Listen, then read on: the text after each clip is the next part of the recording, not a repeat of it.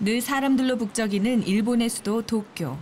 하지만 도쿄에서 멀지 않은 곳에서는 정반대의 모습이 펼쳐집니다. 도쿄에서 북쪽으로 60여 킬로미터 떨어진 이바라키현 스치우라시. 이곳에서 제일 먼저 눈에 띄는 건 입점자를 모집한다는 문구입니다. 이 도시 상가의 절반 이상이 매물을 내놓은 상태거나 폐점한 가게들인데요. 불과 20여 년 전만 해도 대형 백화점이 즐비했던 상업도시였습니다. 하지만 지금은 일본에서도 문 닫은 가게거리라는 의미의 셔터도리로 불리고 있습니다. 낮에도 인적을 찾아보기가 힘든데요. 유령의 집이나 다름없는 이런 빈집들은 일본의 인구 감소 현상을 그대로 보여줍니다. 昔はね、ここが楽器屋さんでしょ、そのお隣が時計屋さんでしょ、そのお隣がカメラ屋さんでしょ、みんななくなっちゃったのね。やっぱり寂しいですよ。お店閉めちゃうのは景気も悪いんだけども、後をやる人がいない、後継者がいない。高齢化も確かにあるんだよね。みんなね、お年がね、年取っちゃったでしょ。 젊은이들의 모습을 찾기 어려운 스치우라시. 저출산을 겪고 있는 우리나라에 닥칠 미래가 될 수도 있습니다. 현재 우리나라 인구는 약 5천만 명. 하지만 저출산과 고령화가 가속화되면서 인구 절벽 현상이 본격화되고 있습니다. 미국의 경제학자 해리 덴트는 자신의 저서를 통해 한국의 인구 절벽을 경고했고, 영국의 인구학자 데이비드 콜먼은 인구 소멸 1호 국가로 한국을 지목했습니다. 사실 절벽이라기보다도 재앙이라고 보시면 됩니다. 출산율이란 자체가 한번 떨어지기 시작하면 다시 올라가는데 굉장히 어렵습니다. 그게 또 더 무서운 거죠. 저출산으로 시한부 선고를 받은 대한민국. 이대로라면 대한민국은 지구에서 사라질지도 모릅니다.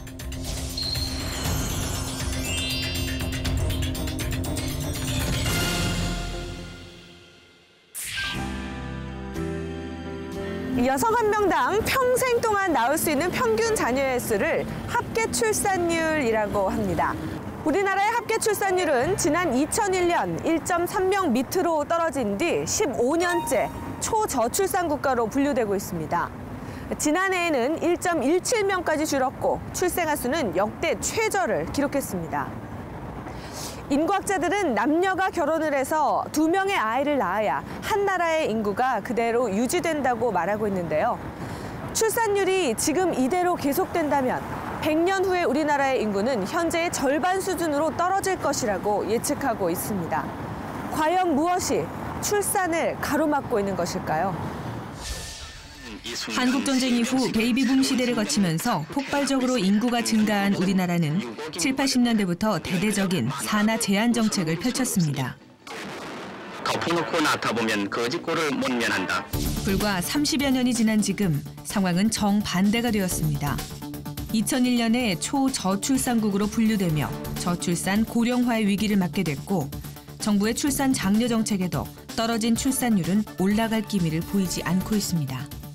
돈 벌기 힘든데 그냥 혼자 살면서 그냥 벌어가지고 써야 될 것 같아서. 결혼은 뭐 30대 초반에 할지 몰라도 자녀는 좀 더 늦게 낳아서 기르지 않을까. 유기농 음식 사줘야 되고 물품이나 이런 것들도 막 이왕이면 내 자식인데 좋은 거 사줘야 되겠다는 마음이 있는데 비용적인 부분을 감당할 수 없을 것 같아요. 비싼 주거 비용과 취업난, 기타 경제적 문제 등으로 결혼과 출산까지 기피하는 상황은 어쩌면 당연한 사회 현상일지도 모릅니다. 아이의 울음소리가 사라지고 있는 대한민국. 이대로 괜찮은 걸까요? 동이 채 뜨지도 않은 이른 아침. 아침 식사 준비로 분주한 이가 있습니다. 올해 32살인 박수연 씨. 그녀는 출산을 2주 앞둔 만삭의 직장인 임산부입니다. 남편이 밥을 아침에 밥 먹는 걸 안 좋아해가지고 제가 그냥 과일이나 시리얼을 아침에 먹이거든요. 저는 배고파요. 이거 먹고 가. 하나만 더. 아니요, 두 개. 아니. 자신은 사과 한 쪽 먹을 틈도 없이 신랑의 아침부터 챙기는 수연 씨.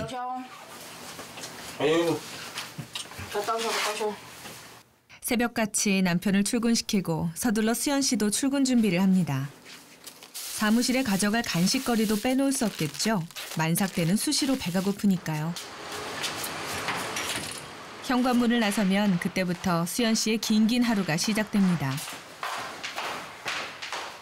간식 챙기느라 조금 여유를 부린 탓에 마음이 급해진 수연 씨. 가만히 있어도 힘든데 이렇게 뛰기까지. 버스 어떡하지? 제가 그래서 일부러 8시 버스를 타야 되는데 일부러 좀 일찍 나오는 편이에요. 5분 전에. 그래야지 놓쳐도 힘들어. 막달이라 움직임이 불편해서 어딜 가든 조금 일찍 서두르는 편인데도 이렇게 종종 버스를 놓치곤 합니다.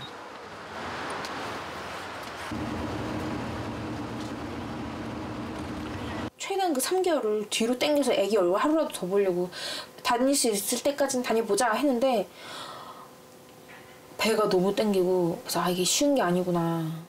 집이 있는 수원에서 서울의 회사까지는 버스로 40분 거리. 이제는 조금만 걸어도 금세 숨이 찹니다. 업체를 금해가고 나온 거예요. 다행히 출근 시간에 맞춰서 사무실에 도착한 수연 씨. 그녀가 다니는 곳은 작은 협회 사무실입니다. 이거 말고 여기에 3명이 근무하는 단출한 회사인데요. 인원이 적다 보니 일당 100의 업무를 소화해야 합니다. 이게 저희가 조금 인원이 적다 보니까 업무가 좀 있는 편이에요. 1, 2, 3월 달이 제일 바쁜데 제가 하필 딱 출산이 1월이라 가지고 1, 2, 3월 딱 쉬게 돼서 사실 회사 입장에서는 좀 안 좋아요. 사실 그녀는 열흘 전 출산 휴가를 냈습니다. 하지만 다른 때에 비해서 업무가 많은 시기라 수시로 회사에 출근하고 있습니다. 솔직히 나와주면 고맙기는 한데요.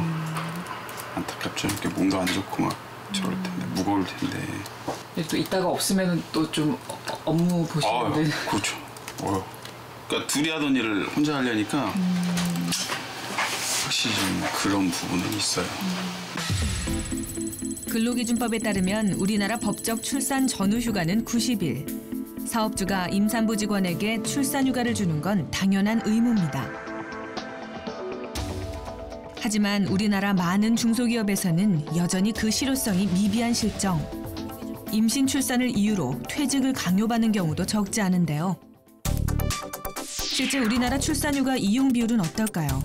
공무원, 교사에 비해서 일반 회사의 상용 근로자, 또 상용 근로자에 비해서 임시 일용 근로자의 출산휴가 이용률이 현저히 낮은 것을 알 수 있습니다. 안 주면 2년 이하의 징역이나 1,000만 원 이하의 벌금, 또 육아휴직은 500만 원 이하의 벌금이에요. 근데 이게 제대로 처벌받는 사람 없어요. 그리고 신고도 겁나서 잘 못해요. 부담돼서. 그러니까 근로감독 강화해야 돼요. 속속들이. 임신을 해서 휴가휴직을 쓰고 돌아와서 이 시기를 뭔가 도와줘야 된다, 도와주거나 뭔가 대단한 배려를 해야 되는 것처럼 착각을 한다는 거죠. 그러니까 그런 인식 자체가 법이 있어도 유명무실하게 하는 그런 상황이 되는 거예요. 오전 근무를 마치고 수연 씨가 특별한 외출에 나섰습니다. 그녀가 찾은 곳은 경기도 수원의 한 산모교실. 출산 후 필요한 모유수유, 신생아 돌보기 등 임신과 육아에 대한 정보를 배울 수 있어서 임산부에게는 꼭 필요한 시간입니다. 그런데 수연 씨는 근무 중에 어떻게 참석을 할 수 있었을까요? 반차.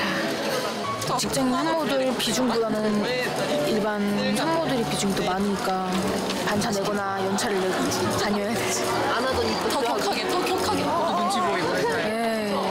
그것이 바로 그래도 수연 씨는 회사의 배려로 이렇게 산모교실을 참석할 수 있었던 건데요. 하지만 많은 경우 직장인 임산부들의 산모교실 참여는 쉽지 않습니다. 직장을 다니지 않는 산모가 많기 때문에 대부분의 산모교실은 평일 낮에 진행되기 때문이죠. 그렇다 보니 어쩔 수 없이 회사의 월차나 반차를 내야만 하는 것이 우리나라 직장인 임산부의 현실입니다. 그날 밤 집에 오면 또다시 일의 연속입니다. 남편도 야근이 잦다 보니 대부분의 집안일은 수연 씨가 맡습니다. 제일 만만하게 간단하게 먹을 수 있는 게 생선구이예요. 이거는 그냥 씻어서 볶기만 하면 되니까. 사실 퇴근하고 와서 뭘 해먹는 게 참 번거로운 건데 전화해서는 앉아서 그냥 먹기만 했는데 이제는 다 제가 남편 밥상을 다 차려줘야 되니까 막달이라 배가 무거워 더 힘든 요즘은 1시간 동안 서서 요리를 하는 것도 버겁기만 합니다. 불어난 체중이 주로 복부에 집중되기 때문에 배뭉침은 다반사고 몸이 앞으로 쏠리면서 허리 통증으로까지 이어집니다.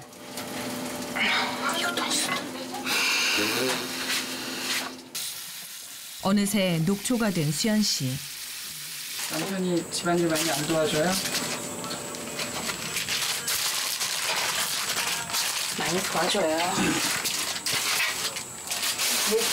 제가 하는 게 더 나아요, 근데 사실. 새벽같이 나가야 하는 아침 출근. 눈코 뜰 새 없이 바쁜 회사 업무와 그 와중에도 틈틈이 해야 하는 출산 준비. 그리고 퇴근 후 다시 이어지는 끝이 없는 집안일까지. 아침부터 늦은 밤까지 직장인 임산부는 회사, 출산 준비, 살림이라는 삼중고를 겪어야 합니다. 임신은 축복인 동시에 현실이라고 합니다. 직장 내에서 임산부들에 대한 배려가 부족한 우리나라의 경우 많은 임산부들이 직장을 포기하게 되는데요. 그만큼 임산부들의 하루는 참 고됩니다. 직장을 다니든 다니지 않든 모든 임산부들이 마음 편히 아이를 낳을 수 있는 사회는 될 수 없는 것일까요? 아이를 낳기 좋은 사회란 어떤 사회일까요? 실제로 임산부들은 사회에 무엇을 바라고 있고 어떤 것이 개선되길 원하고 있는지 직접 물어봤습니다.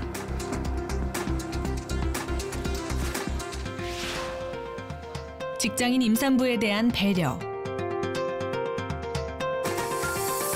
출산 지원 비용 확대 등 현실에서 부족했던 부분들에 관해 다양한 의견들이 모아졌습니다.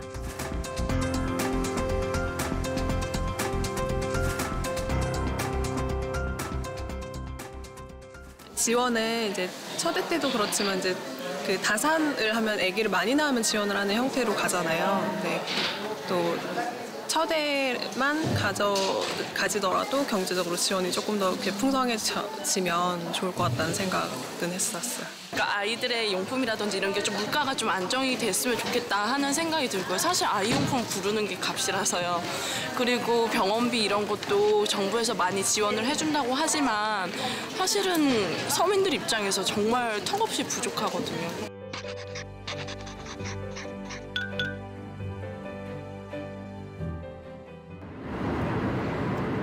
오늘은 수연 씨의 정기검진이 있는 날. 출산이 가까워지면서 자주 병원을 찾고 있습니다. 뱃속의 아이의 상태는 어떨까요? 활발하지 않아요, 뱃속에서? 네, 움직이면? 잘 움직여요. 막달이라서 태동이 없을 줄 알았는데. 네. 얼굴 보이죠, 아기? 이마, 눈, 코, 입이에요. 네. 아기 심장이에요. 심장 소리도 씩씩합니다. 회사 다니랴 살림하랴 제대로 쉬지 못해서 내심 뱃속 아이의 건강이 걱정스러웠던 수연 씨 부부. 다행히 많이 아픈데요. 2.8kg 정도. 다행이다. 임신을 하게 되면 출산 전까지 초음파 검사를 비롯해 다양한 진료를 받게 됩니다. 막달에 들어서면서 매주 한 번꼴로 검사를 받아야 하는 수연 씨. 초음파 비용은 적지 않은 부담으로 다가오는데요. 정부에서는 진료비 부담을 덜어준다며 지난해 10월부터 산전 초음파 검사 7회에 한해서 건강보험을 적용시켰습니다. 하지만 되레 진료 비용이 늘어나고 있는 아이러니한 상황. 총 임신 기간 중에 초음파 검사를 몇 번을 받으셔야 되는 거예요? 한 14번 정도? 넉넉잡이 한 달에 한 번씩 해도 10개월이잖아요. 그러면 10번을 받아야 되는데 급여화 되면서 7번으로 횟수가 제한이 되고 나머지 그 횟수 이외의 거는 이제 보험 적용이 안 되는 거죠. 그러면은 원래 2만 5천에서 3만 원 받았던 걸 갖다가 8만 원, 9만 원. 일반 산전 초음파 14회를 기준으로 했을 때 건강보험 혜택을 받을 수 있는 건 최대 7회. 추가 검사비는 비급여로 처리되는데 병원 측이 나머지 7회 비용을 올리면서 결과적으로 초음파 검사비가 늘어나게 된 겁니다. 8만 얼마씩 나오는 거 보고 병원도 못 가겠구나 해서 저는 그냥 2달에 한 번 간 적도 있고. 임산부의 진료비 부담금이 오히려 올라가자 결국 정부는 초음파 급여화를 시행한 지 2개월 만에 진료비 본인 부담금을 30%에서 20%로 낮췄습니다. 20주 이후에 분만시까지 거의 5개월 동안 급여 횟수는 단 2회입니다. 분만에 가까울수록 양수, 양 같은 것도 굉장히 중요하고요.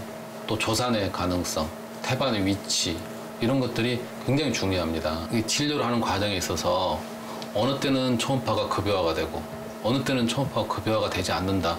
이건 상당히 혼란스러운 상황이거든요. 일관되게 횟수 제한은 폐지하고 정말 요즘 저출산에 맞게 모두 급여화를 하는 게 맞습니다. 카드사에서 만든 현재 정부에서는 임산부의 경제적 부담을 덜어주기 위해 국민행복카드를 발급 50만 원을 지원해주고 있습니다. 하지만 이 정도 금액은 병원 한두 번 가면 모두 소진되는 턱없이 부족한 금액이죠. 여기 보면 좋게 보면 그래도 50만 원 지원했으니까 좋다 살 수 있지만 이 50만 원 받아가지고 애 낳으라는 거는 좀 아닌 것 같아요. 우리나라에서 출산은 곧 돈과 직결됩니다. 베이비 푸어라는 신조어가 생겨날 정도로 아이를 낳기도 전에 출산 비용에 대한 부담을 느끼는 예비 엄마들이 늘고 있는데요. 곧 태어날 아이를 위한 병원 및 산후조리원비와 육아용품에 쓸 비용을 생각하면 눈앞이 캄캄해지는 현실. 예비 엄마들의 경제적 부담감은 갈수록 커집니다.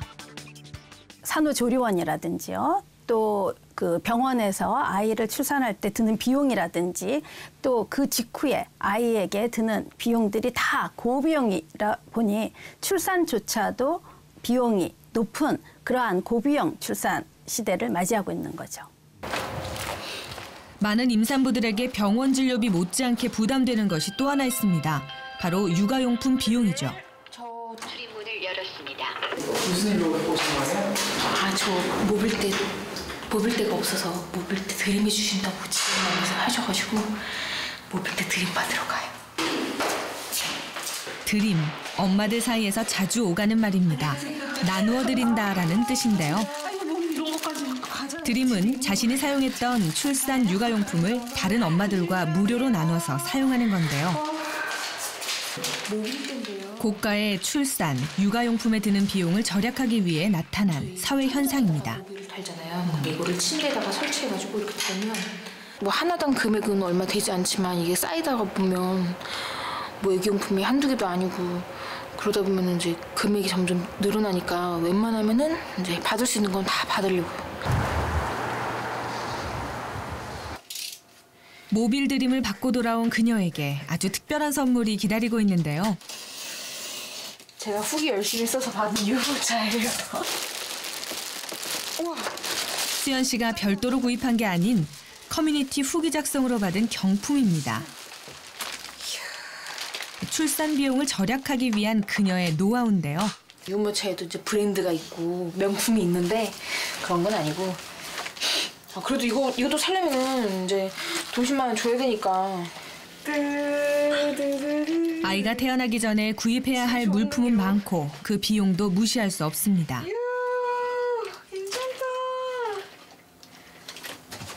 그래서 수연 씨가 택한 것은 엄마들이 함께 정보를 공유하는 온라인 커뮤니티. 직접 제품을 사용한 후기를 작성하거나 다른 글들에 댓글을 달면 추첨을 통해서 경품을 받게 되는 거죠. 직장 일하려고 언제 써요 그거를? 그래서 퇴근하고 와서 이제 밥하고 남편 밥 먹이고 설거지하고 저만의 이제 저녁 시간대 그때 이제 남편은 이제 게임하고 저는 저대로 이제 활동하고 그리고 이제 공유하기 하고 이제 거의 그러면 12시 1시는 넘어서 자죠. 그렇게 해서 받았는데 괜찮죠. 수연 씨처럼 첫 아이일 경우에는 하나부터 10까지 모든 용품을 다 구입해야 합니다. 그러니 그 비용은 얼마나 많이 들어갈까요? 신생아용 하시더라. 어머니가 되려다 출산 비용으로 머니라고 외치게 되는 현실. 수연 씨가 지금까지 사용한 출산 비용은 얼마나 될까요? 특별히 비싼 용품을 산 것도 아니고 고급 시설을 이용한 것도 아닌데도 무려 600여만 원이라는 적지 않은 비용이 들어갔습니다.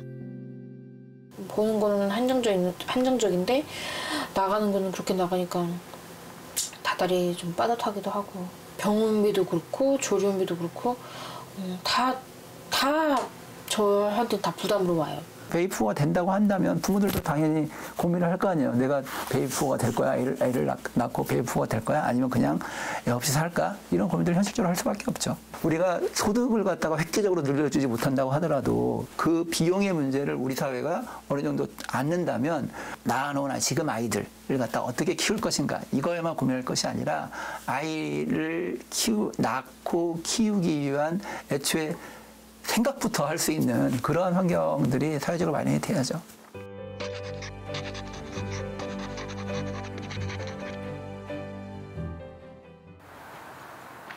우리나라 부부의 약 14%가 난임을 경험합니다. 지난해 난임 여성은 21만 명으로 계속해서 증가하는 추세입니다. 아이 갖는 게 세상에서 가장 소중한 일이잖아요. 축복적인 일이고.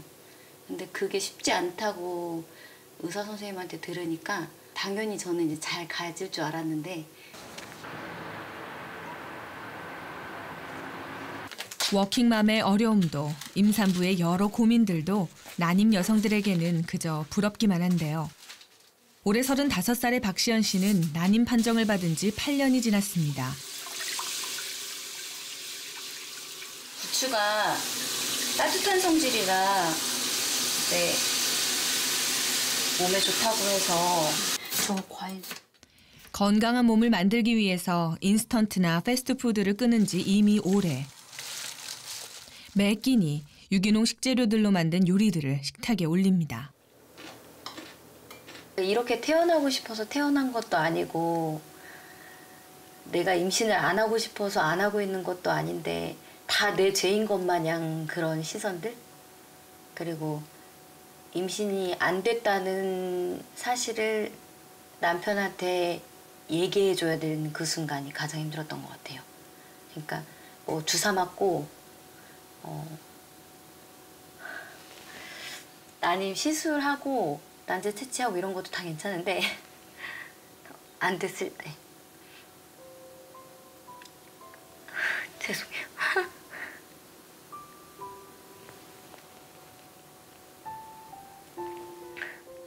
그녀는 현재 5차 시험관 시술을 준비하고 있습니다. 난임 여성은 일반적으로 생체 리듬상 배란을 제 시기에 맞춰서 못하기 때문에 먼저 과배란 주사를 맞아서 난자의 배란을 유도시킵니다. 시간을 꼭 맞춰서 맞아야 되는 주사다 보니까 직장 생활을 하면 매번 병원 가서 맞을 수도 없고 주사를 한 번 맞으러 가기 위해서 또 진료비도 부담도 되고 난자를 채취하기 전까지 매일 같은 시간에 맞아야 하는 과배란 유도 주사. 회사를 다니며 주사를 맞고 병원을 다니는 건 쉽지 않았습니다. 그래서 그녀는 낮 근무 대신 밤 10시부터 오전 7시까지 일하는 야간 근무를 선택해야 했죠. 건강적인 부분이나 가정적인 문제나 모든 게 다 낮에 근무해야지 좋은데 지금 병원을 다니려면 병원은 낮에 이제 진료를 하기 때문에 또 제가 다른 직장 동료들한테 또 똑같은 피해를 주는 게 너무 제 마음이 너무 무거웠어요. 그러다 보니까 밤에 근무하는 일이 아무래도 전체적인 부분에서 봤을 때 저도 좀 편하게 진료도 받을 수 있고. 오늘은 5번째 시험관 시술을 위해 검사를 받는 날. 평소 자궁에 좋다는 음식들도 챙겨 먹었고 꾸준히 운동도 해와서 이번만큼은 좋은 소식이 있기를 기대해보는 수연 씨. 초음파 검사를 받는 이 순간이 가장 떨리고 초조한 시간입니다. 지금 현재 이게 이제 왼쪽 난소거든요. 네. 아직도 왼쪽 난소에서 잘하는 건 없어요. 왼쪽 난소가 거의 지금 아직 움직이지 않고 있어요. 움직여줘야 되는데. 4번의 실패로 아픔을 겪었던 시연 씨에게 또다시 가슴 아픈 결과가 나왔습니다. 아이를 갖는다는 게 이렇게 어려운 걸까요? 우리가 처음에 계획했던 대로 하는 배란 유도 방식은 안 통할 것 같아요. 그래요? 네, 그래서 생리를 유도해갖고 새 사이클로 새로 시작할 거예요. 난소 기능이 떨어져 있다는 말은 좋은 난자가 나오지 않는다는 말이랑 거의 똑같은 말입니다. 그래서 이제 컨디션을 좋게 유지하면서 배란 유도를 최선을 다해서 좋은 난자를 얻도록 하는 그런 끈질긴 노력 외에는 사실은 답은 없습니다. 여성의 평균 초산 연령이 30대에 진입한 우리나라. 사회적으로 결혼 시기가 늦어지고 여성의 초산 연령이 높아지면서 난임 부부도 증가하고 있습니다. 더 이상 개인의 문제가 아닌 것이죠. 임신을 할 수 없는 여러 가지 사회경제적인 이유가 결국은 임신을 자꾸 미추다 보니 난임 환자가 늘어나고 그러다 보니 엄마도 위험해지는 모성 사망률이 점점 높아진 이런 악순환 굴레 속에서 우리 사회가 있기 때문에 이게 지금 위기다. 국가가 가장 관심을 가져야 될 부분이다 생각을 합니다. 난임 시술은 성공률이 10%에서 30%에 불과. 여러 차례 시술을 하게 됩니다. 그러다 보니 시술 비용이 1,000만 원을 훌쩍 넘어가는데요. 시연 씨의 경우 4차 시술까지 정부의 지원을 받았지만 5차 시술부터는 본인이 비용 전부를 부담해야 하는 상황. 총 비용이 한 400만 원 정도 드는데 여태까지 총 4회를 시술을 하는 동안 영수증을 보면은 거의 한 700~800만 원 정도는 들었던 것 같아요. 이제 나라에서 지원을 해줘서 그 정도가 들어갔던 것 같아요. 네. 만약에 지원을 안 받았으면 벌써 400에서 500만 원을 잡는다고 하더라도 1,000만 원이 훌쩍 넘는 거니까 큰 돈이 들어간다고 봐야죠. 일명 시험관 시술이라고 불리는 체외 수정 및 배아 이식. 난자의 과배란을 유도하고 난자와 정자를 채취 후 수정, 배양하여 자궁 내막에 이식하는 것까지 검사 하나하나에 고액의 비용이 들어갑니다. 현재는 소득에 따라 난임 시술 비용이 차등 지원되는데요. 정부에서도 조금씩 시술비 지원을 늘리고 있지만 난임 부부들 입장에서 보면 부족하다는 것이 일반적입니다. 정부에서 시술비를 올려주면 덩달아 병원에서도 시술비가 같이 올라가서 개인 부담금이 더 증가가 된다라는 거거든요. 작년 9월 달에 정부가 지원 확대 방안 발표 후에 바로 모 병원에서는 시술비 인상 기습적으로 올렸었어요. 그래서 그 갭이 한 75만 원 정도. 난임 시술에 들어가는 채취비, 검사비 등 모든 시술 비용은 건강보험 적용이 안 되는 비급여 항목입니다. 정부의 시술비 지원은 곧바로 병원으로 지급되기 때문에 환자는 어느 시술 과정에서 얼마의 지원을 받았는지 알 수조차 없습니다. 모든 과정이 비급여 항목이라 시술 비용도 병원에 따라 천차만별. 그 부담은 고스란히 난임 여성의 몫입니다. 오픈이 잘 안 되는 채취라든가 이식이라든가 뭐 그런 특수 시술이라든가 그런 부분에서 올라가요. 소비자의 이해를 뛰어넘어서 금액이 너무 비싸면 왜 비쌌는지, 그리고 정부가 보완대책 발표를 바로 했는데 그 다음날 바로 인상이 되는 거는 왜 그렇게 했는지, 그런 부분이 적어도 소비자들한테는 설득력이 있어야 되는데 그런 부분이 하나도 없는 거죠. 그랬을 때 관리 감독이 필요하다는 거죠. 광주광역시에 사는 결혼 2년차 김주연 씨. 임신 계획을 하면서 받은 산정검사를 통해 난소 기능 저하로 인한 난임이라는 걸 알게 됐습니다. 지금까지 7번의 난임 시술을 했지만 그녀에게 아이는 쉽게 허락되지 않았습니다. 기능 저하 같은 경우는 채취할 수 있는 양이 극히 드물기 때문에 채취를 해도 하나도 안 나오는 경우도 있어요. 그래서 저 같은 경우는 보통은 한 달에 한 번 병원 다니면서 이렇게 진행하고 있고요. 7번에 걸친 시술, 그리고 반복된 실패. 몸은 힘들고 지쳤지만 그 어떤 경우에도 아이 갖는 걸 포기할 순 없었습니다. 오롯이 아이 갖는 일에 집중하고 싶어서 과감히 회사도 포기한 그녀입니다. 다니던 직장에 혹시 난임 휴가 제도가 있었었나요? 아니요. 처음에는 그냥 다른 핑계를 댄다거나 그런 식으로 이제 다녔었는데 이게 횟수가 반복되다 보니까 대체 무슨 일로 이렇게 자주 외출이나 조퇴를 쓰는지에 대해서 되게 추궁당하는 기분이 들 정도로 너무 재차 물으시더라고요. 숨기는 것도 지치고 그렇게 뭐 둘러대는 것도 지치고. 지난해 9월 정부에서는 직장인 난임 여성을 위해 난임 휴가제를 도입하겠다는 정책을 발표했습니다. 하지만 난임 휴가 기간은 1년에 단 3일. 난임 시술을 받기 위해서는 최소 2주간 매일 배란 주사를 맞아야 합니다. 배아 이식 후에는 자궁 착상까지 4, 5일 정도는 안정을 취해야 하죠. 하지만 이런 현실을 모른 채 내놓은 정부의 난임 휴가 3일. 현실과 동떨어진 정책이라는 지적이 끊이질 않는 이유입니다. 짧게는 수개월에서 길게는 수년이 소요되는 난임 시술. 난임 여성들의 반응은 더 회의적입니다. 어렵게 임신 시도하고 그 중요한 시기에 제대로 쉬지 못해서 임신이 안 되면 너무 안타깝잖아요. 그래서 임신하고 애 낳는 일은 더 이상 개인의 한 가정의 일이 아니라 국가 사회의 미래를 책임지는 가장 중요한 일이라 생각해서 당연히 유급하고 3일도 너무 적습니다.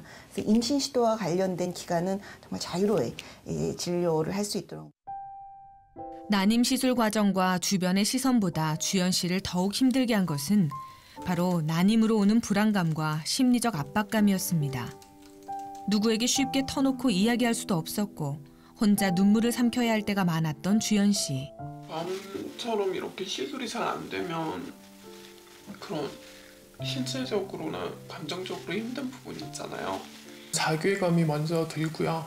다른 사람들은 아무 문제 없이 그런 출산의 기쁨을 누리는 것 같은데 저는 어떻게 보면 그 과정까지 가는데 너무 긴 시간이 소요가 되는 거잖아요.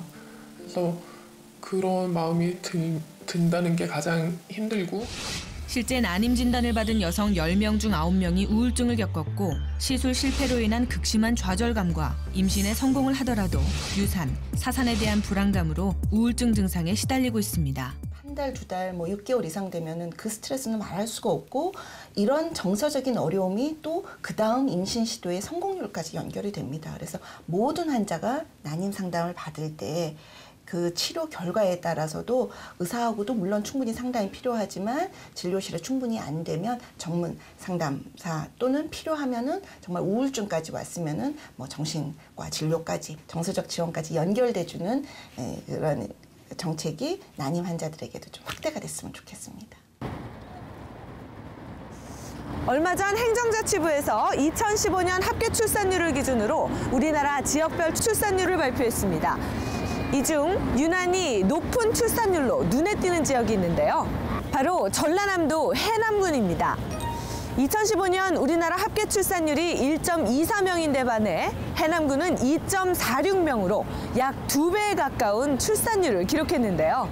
해남군의 높은 출산율에는 어떤 비밀이 숨겨져 있는 것일까요? 저출산 대책의 모범 지자체로 손꼽히고 있는 우리나라의 땅끝 전라남도 해남군.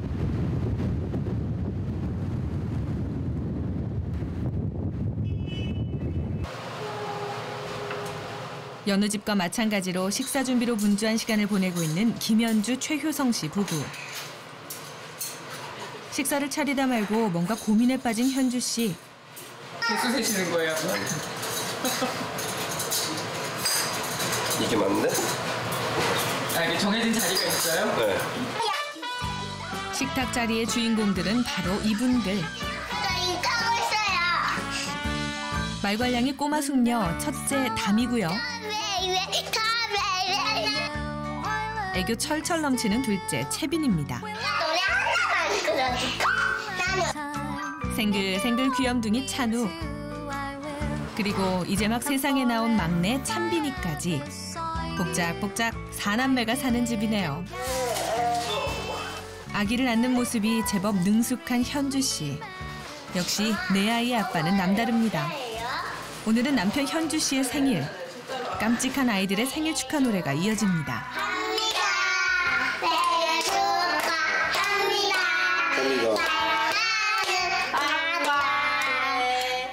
아이들이 많다 보니 생일 파티 분위기가 제대로인데요. 재민이가 보는 거 아니지? 됐어. 처음엔 둘만 계획했는데 어쩌다가 셋째를 가지게 됐고 아들 한 번 더 낳아보자 해서 셋째를 낳게 됐고 낳았더니 잘 한 것 같아서 넷째도 좀 고민을 많이 했지만 그래도 셋째 때처럼 자연스럽게 이렇게 잘 간 것 같아요. 잘 선택한 것 같아요. 해남에서도 4남매는 보기 드문 일인데요. 막내 찬빈이의 출생 소식은 지역신문에 실리면서 많은 사람들의 축하를 함께 받았습니다. 아니야. 이건 다른 사람이야. 이렇게 빨리는 넷째가 가질 생각은 몰랐지. 이렇게 빨리 연세가 뒤에 가야 되는 거 아니야?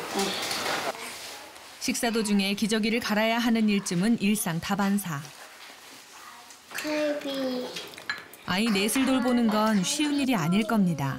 하지만 아이들이 많아서 행복하고 웃을 일도 많아진다는 김현주, 최우성 씨 부부. 진짜 먹고 있는 거 봐도 배부르고 쳐다만 봐도 좋으세요? 말 안 될 때 빼고.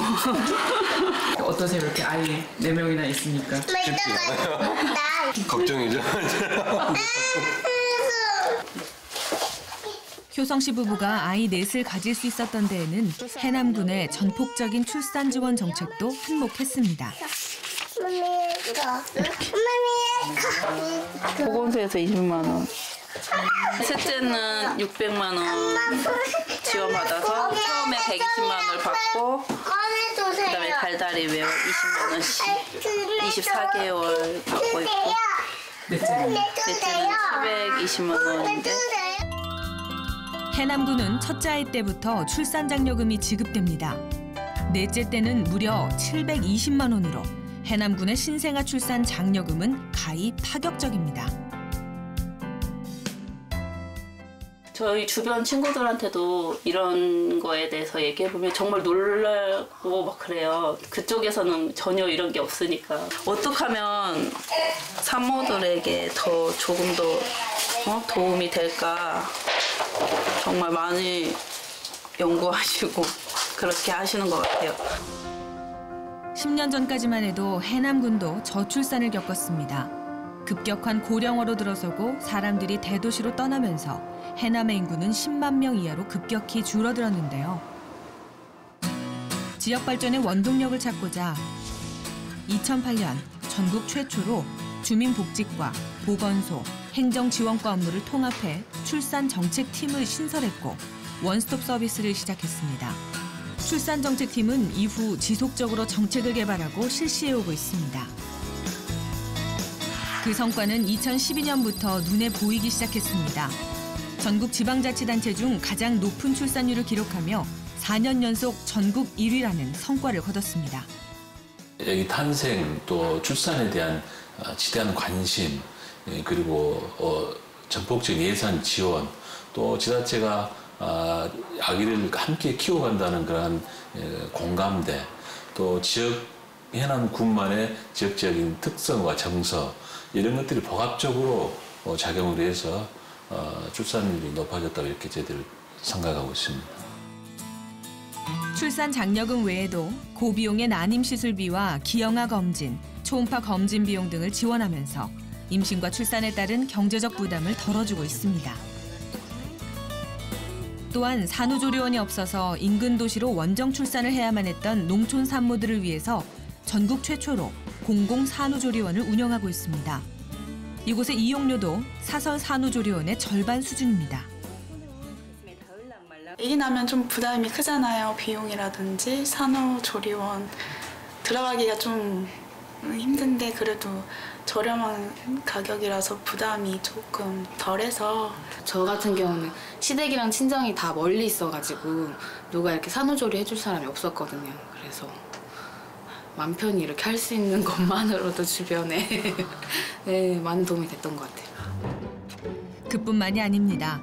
직접 산모를 찾아가는 해남군만의 특별 서비스가 있는데요. 네, 안녕하세요. 해남군 보건소에서 왔습니다. 안 그래도 제가 아기를 한 달 빨리 나와버려서 이런 거 준비를 출산 직후에 필요한 물품들을 담은 산모용 선물입니다. 어찌 보면 소소한 것일지도 모릅니다. 하지만 세심한 배려가 돋보이는 해남군만의 특별한 선물이죠. 우와, 예뻐요. 출생신고를 하면 이렇게 네이와 소고기, 미역 등으로 구성된 아기 사랑 택배가 출산 가정으로 배달됩니다. 감사합니다. 좋으세요? 고맙습니다. 네.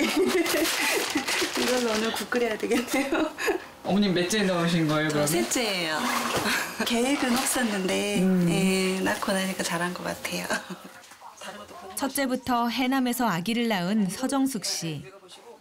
아이를 낳을 때마다 해남군으로부터 선물을 받아왔는데요. 크게 아픈 것도 물론 보상도 일부는 되지만 셋째를 낳으니 더 특별한 서비스가 기다리고 있는데요. 많이 했기 때문에 만기 시점 되면 아기들한테 장학금 혜택이라도 좀 주고자 하는 의도에서 이제 그렇게 많이 지시를 했어요. 그래서 군에서 해주는 거는 보시다시피 5년 납 10년 만기로 해주는 거고요. 셋째부터는 10살이 되면 환급해서 교육비로 사용할 수 있는 보험을 지원해주는 건 물론 만 12세가 될 때까지 위험한 감염 질병 예방 접종도 모두 무료로 혜택을 받을 수 있습니다.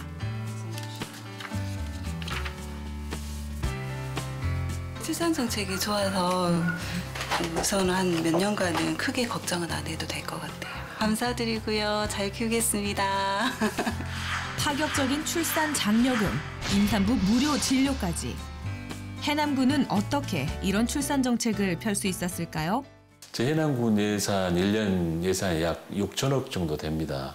근데 그 중에서 이제 출산에 투자한 예산이 약 40억 정도 되는데요.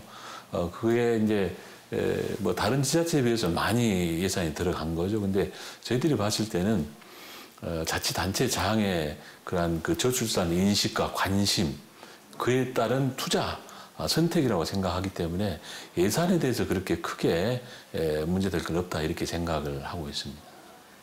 돈이 없어서 그런 저출산 정책을 목표하는 건 아니다. 그렇죠. 어떤 사업에 우선해서 투자를 할 것인가라는 결정이고 판단이죠.